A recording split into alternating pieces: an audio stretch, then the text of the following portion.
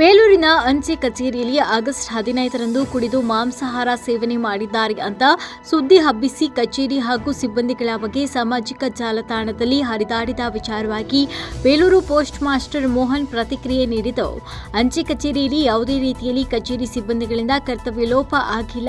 ಕಚೇರಿಯ ಸುತ್ತಲೂ ಹಾಗೂ ಒಳಭಾಗದಲ್ಲಿ ಸಿಸಿಟಿವಿ ಕ್ಯಾಮೆರಾಗಳು ಇದ್ದು ಅದನ್ನು ಪರಿಶೀಲನೆ ನಡೆಸಬಹುದು. ಸ್ವಾತಂತ್ರ್ಯ ದಿನಾಚರಣೆ ಎನ್ನುವುದು ನಮಗೆಲ್ಲ ಹಬ್ಬದ ರೀತಿ. ನಮ್ಮ ವ್ಯಾಪ್ತಿಯಲ್ಲಿ 16 ಶಾಖಾ ಅಂಚೆ ಕಚೇರಿ ಇದ್ದು ಸುಮಾರು 3 ವರ್ಷಗಳಿಂದ ಎಲ್ಲ ಸಿಬ್ಬಂದಿಗಳು ಸ್ವಾತಂತ್ರ್ಯ ದಿನಾಚರಣೆಯನ್ನು ಅರ್ಥಪೂರ್ಣವಾಗಿ ಆಚರಿಸಿಕೊಂಡು ಬಂದಿದ್ದಾರೆ. ಈ ಹಿಂದೆ ಕೆಲಸದ ಸಂದರ್ಭದಲ್ಲಿ ಸಾರ್ವಜನಿಕರ ಹಣ ಹಾಗೂ ಕಚೇರಿಯ ನಿಯಮಗಳನ್ನು ತಮ್ಮ ವೈಯಕ್ತಿಕವಾಗಿ ಬಳಸಿಕೊಂಡಂತವರನ್ನ ನೋಟಿಸ್ ನೀಡಿ ಅಮಾನತು ಪಡಿಸಲಾಗಿತ್ತು.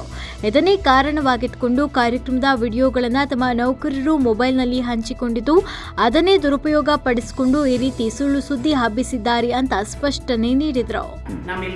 ಎಲ್ಲದನ್ನು ಇಷ್ಟು ಚೆನ್ನಾಗಿ ಮಾಡಿದ್ವಿ ಅಂತ ಹಾಕೊಂಡ್ರು. ನಮ್ಮ ಇಲಾಖೆಯಲ್ಲಿ ಉಳಿದಿದ್ದ ಎಲ್ಲ ಕಚೇರಿಗಳಲ್ಲೂ ನಮ್ಮ ಕಚೇರಿಯಲ್ಲಿ ನಡೆದಂಥ ಆಚರಣೆ ನೋಡಿಬಿಟ್ಟು ಪರವಾಗಿಲ್ಲ, ತುಂಬ ಚೆನ್ನಾಗಿ ಮಾಡಿದ್ದೀರಾ, ಇಷ್ಟು ಒಗ್ಗಟ್ಟಿಂದ ಎಲ್ಲರೂ ಸೇರ್ಕೊಂಡು ಮಾಡ್ತಿರಲ್ಲ ಅಂತ ಅವರೆಲ್ಲ ಖುಷಿಪಟ್ಟು ಪಾಸಿಟಿವ್ ರೆಸ್ಪಾನ್ಸ್ ಕೊಡ್ತಿರೋ ಟೈಮಲ್ಲಿ ಇದನ್ನು ಈ ರೀತಿ ಬಿಂಬಿಸಿ ಬಾಡೂಟ ಮಾಡಿದ್ದಾರೆ, ಎಣ್ಣೆ ಪಾಟ್ ಮಾಡಿದ್ದಾರೆ ಅಂತ ಇಂಥವರೇ ಅಂತನ್ನೋಕ್ಕಿಂತನೂ ಡಿಪಾರ್ಟ್ಮೆಂಟಲ್ಲಿ ಕೆಲವರು ಸಸ್ಪೆಂಡ್ ಆಗಿ ಮನೆಗೆ ಹೋಗಿರ್ತಾರೆ. ಈಗ ಯಾವ್ದಾದ್ರು ಅವ್ಯವಹಾರ ಮಾಡಿರ್ತಾರೆ, ಅವ್ರಿಗೆ ಕೆಲವರಿಗೆ ಆಗಿರಲ್ಲ, ಕೆಲವು ಸಲ ಅವ್ರಿಗೆ ನಮ್ಗೆ ಹೋಗಿದ್ದೀವಿ ಅನ್ನೋ ಒಂದು ಇದಿರುತ್ತೆ. ಕೆಲವು ನಮ್ಮ ರಿಪೋರ್ಟ್ಗಳಿಂದ ಹೋಗಿದ್ದೀವಿ ಅವರಿಗೆ ಕೆಲವರಿಗೆ ಪ್ರೆಜುಡಿಸ್ ಅಂದರೆ ಪೂರ್ವಾಗ್ರಹ ಪ್ರೇರಿತರಾಗಿರ್ತಾರೆ. ಅವರು ದುಡ್ಡು ತಿಂದು ಸಾರ್ವಜನಿಕರ ಹಣವನ್ನು ಮಿಸ್ಯೂಸ್ ಮಾಡಿದ್ದಕ್ಕೆ ನಾವುಗಳು ಯಾರೂ ಜವಾಬ್ದಾರಿ ಇಲ್ಲ. ಅದು ಇಲಾಖೆ ಎನ್ಕ್ವೈರಿ ಆಗಿ ಅವ್ರು ಸಾಬೀತಾಗಿ ಎಲ್ಲ ಸಾಕ್ಷ್ಯಗಳನ್ನು ಹಾಜರುಪಡಿಸಿ ಅವರೆಲ್ಲವನ್ನ ಮಾಡಿ ಆನಂತರ ಹೋಗಿರ್ತಾರೆ. ಅವರುಗಳು ಈ ರೀತಿ ಕಿಡಿಗೇಡಿತನ ಕೃತ್ಯವನ್ನು ಮಾಡಿರುವಂಥ ಸಾಧ್ಯತೆ ಖಂಡಿತ ಇದೆ. ಅವ್ರನ್ನೆಲ್ಲರನ್ನೂ ಕೂಡ ಈ ಧ್ವಜಾರೋಹಣ ಕಾರ್ಯಕ್ರಮಕ್ಕೆ ಹಮ್ಮಿಕೊಂಡು ಕರೆಯೋದು ನನ್ನ ಪದ್ಧತಿ, ನನ್ನ ವಾಡಿಕೆ. ನಾನು ಕೆಲಸ ಮಾಡಿದ ಕಡೆ ಎಲ್ಲರೂ ಕೂಡ ಸಂತೋಷವಾಗಿ ಎಲ್ಲ ಇಂಥ ಇಲಾಖೆ ನೌಕರರು, ಇಲಾಖೆತ ನೌಕರು ಎಲ್ಲರೂ ಕೂಡ ಬಂದು ಭಾಗವಹಿಸಬೇಕು ಅನ್ನೋದು ನನ್ನ ಆಸೆಯಿಂದ ಈ ಕಾರ್ಯಕ್ರಮ ಮಾಡೋಕ್ಕೆ ನಾವು ಹಮ್ಮಿಕೊಂಡ್ವಿ. ಹಿಂದಿನ ದಿನವೇ ನಾವೆಲ್ಲ ಪ್ರಿಪ್ರೇಷನ್ಸನ್ನು ಮಾಡಿ ಮನೆ ರೀತಿಯಲ್ಲಿ, ಹಬ್ಬದ ರೀತಿಯಲ್ಲಿ ಈ ಕಾರ್ಯಕ್ರಮನ ಅರ್ಥಪೂರ್ಣವಾಗಿ ಆಚರಿಸಬೇಕು ಅಂದ್ಕೊಂಡು ಇಲ್ಲೇ ನಾವೊಂದು ಸ್ವೀಟು ಅಥವಾ ಉಪಹಾರವನ್ನು ತಯಾರು ಮಾಡೋಣ ಎಲ್ಲ ಸೇರಿಕೊಂಡು ಅಂದ್ಕೊಂಡು ಡಿಸೈಡ್ ಮಾಡಿದ್ವಿ. ಅದರಂತೆ ಬೆಳಗ್ಗೆ 8 ಗಂಟೆಗೆ ಎಲ್ಲರೂ ಕೂಡ ಹಾಜರಾದರು.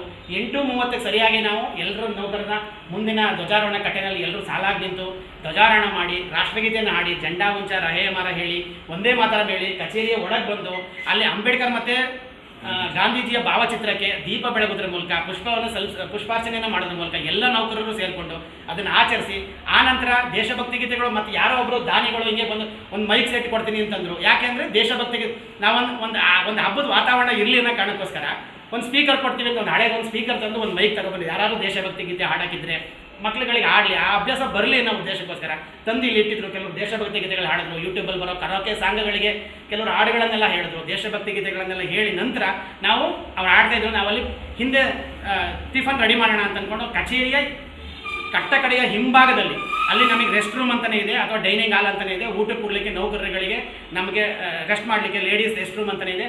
ಆ ಹಿಂಭಾಗದ ಕೊನೆಯ ಹಂತದ ಕಚೇರಿಯಲ್ಲಿ ಹಿಂಭಾಗದಲ್ಲಿ ನಾನೇ ತಯಾರು ಮಾಡ್ಕೊಂಡು ಬಂದಂಥ ಮಸಾಲೆ ರುಬ್ಕೊಂಡು ನಾನು ಬೆಳಗ್ಗೆ 4:15 ಎದ್ದು ತಯಾರು ಮಾಡ್ಕೊಂಡು ಬಂದಂಥ ರವೆ ಹುರ್ಕೊಂಡು ಕೇಸರಿ ಬಾತಿಗೆ ಏನು ರೆಡಿ ಮಾಡ್ಕೊಂಡು ಬಂದಿದ್ದೆ. ನನ್ನದು ಕೂಡ ನಾನು ಅತಿಯಾದ ದೇಶ ಪ್ರೇಮನೋ ಏನೋ ನನಗಂತೂ ಗೊತ್ತಾಗ್ತಿಲ್ಲ ಅಂತ ಅನಿಸಿದೆ. ಬಟ್ ನಾನು ಅದನ್ನು ಮಾಡ್ಕೊಂಡ್ಬಂದಿದ್ದು ಎಲ್ಲರಿಗೂ ಉಪವಾಸದಿಂದ ಯಾವುದೇ ನೌಕರಲ್ಲಿ ಬಂದವರು ಬೆಳಗ್ಗೆ ಬರೀ 1-2 ಇಡ್ಲಿ ತರಿಸಿ 1 ಇಡ್ಲಿ ತಿಂದು ಮನೆಗೆ ಹೋಗಬಾರ್ದು, ಅವಳೆಲ್ಲರೂ ಹೊಟ್ಟೆ ತುಂಬ ತಿನ್ಕೊಂಡು ಹೋಗ್ಲಿ ಅನ್ನೋ ಉದ್ದೇಶಕ್ಕೋಸ್ಕರ ಇಲ್ಲೇ ತಯಾರು ಮಾಡೋಣ ಅಂತ ಅಂದ್ಕೊಂಡು ಪ್ಲ್ಯಾನ್ ಮಾಡಿರ್ತಾರೆ.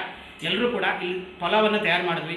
ಪಲಾವನ್ನು ತಯಾರು ಮಾಡಿ ಕೇಸರಿ ಬಾತನ್ನು ಮಾಡಿ ಎಲ್ರಿಗೂ ಸಿಹಿ ಭಕ್ಷ್ಯ ಮತ್ತು ಅದನ್ನು ಹಂಚಿಕೆ ಮಾಡಿ ಎಲ್ಲರೂ ಇಲ್ಲೇ ಕುಳಿತು, ಇದು ನಮ್ಮ ಕಚೇರಿ ಚಿಕ್ಕದೇ ಕಚೇರಿ ಆಗಿರೋದ್ರಿಂದ ನಾವೆಲ್ಲೂ ಹೊರಗಡೆ ಮಳೆ ಬರೋ ಸಾಧ್ಯತೆ ಇರುತ್ತೆ, ಇಲ್ಲೇ ಕೂತು ತಿನ್ನಬೇಕು. ಎಲ್ಲರೂ ಇಲ್ಲೇ ಕೂತು ತಿಂದು ಮತ್ತು ಇವತ್ತು ರಜಾ ಅಂತ ಅಂದ್ಕೊಂತ ಗೊತ್ತಿಲ್ಲದೆ ಕೆಲವರು 3-4 ಜನ ವೃದ್ಧರು ಪೆನ್ಷನ್ ತಗೊಳ್ಳಿಕ್ಕೆ ಅಂತ ಬಂದಿದ್ದು, ಅವರಿಗೂ ನಾವು ಪಲಾವ್ ಮತ್ತು ಕೇಸರಿ ಬಾತನ್ನು ಕೊಟ್ಟು ಕಳಿಸಿದ್ವಿ. ಪಕ್ಕದಲ್ಲಿ ಒಬ್ಬರು BSNL ಬಸವರಾಜು ಅಂತಿದ್ದಾರೆ, ಅವ್ರು P1, ಅವರಿಗೂ ಕೂಡ ನಾವು ತಟ್ಟೆಗೆ ಹಾಕೊಂಡು ಬನ್ನಿ ಬಸವರಾಜಣ್ಣ ಪಲಾವ್ ಮತ್ತು ಕೇಸರಿ ಬಾತನ್ನು ಅವ್ರಿಗೆ ತಲುಪಿಸಿದ್ವಿ. ಎದುರುಗಡೆ ಒಬ್ಬರು ಸೌತೆಕಾಯಿ ಮಾಡುವಂಥ ಒಬ್ಬರು ವ್ಯಾಪಾರಿ, ಒಬ್ಬರು ಲೇಡಿ ಕೂತ್ಕೊಳ್ತಾರೆ ದಿನ, ನೀವು ಅವರನ್ನು ಸಾಕ್ಷಿಬದ್ಧವಾಗಿ ಪರಿಗಣಿಸ್ಬೋದು. ಅವರಿಗೂ ಕೂಡ ಪಲಾವ್ ಕೇಸರಿ ಬಾತನ್ನು ಒಬ್ಬರು ಕೊಟ್ಟು ಗಣೇಶ್ ಬೇಲೂರು. ಮೆಂಡು ನ್ಯೂಸ್ ನೆಟ್ವರ್ಕ್, ಸತ್ಯದ ಕನ್ನಡಿ.